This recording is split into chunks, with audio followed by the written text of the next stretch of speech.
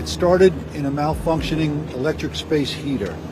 That was the cause of the fire. The smoke spread throughout the building, thus the tremendous loss of life and other people fighting for their lives right now in hospitals all over the Bronx.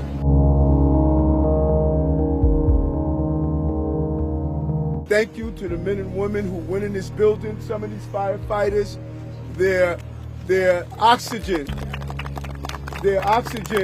tanks were empty, and they still pushed through the smoke. You can't do this if you don't feel attached to the city and this community.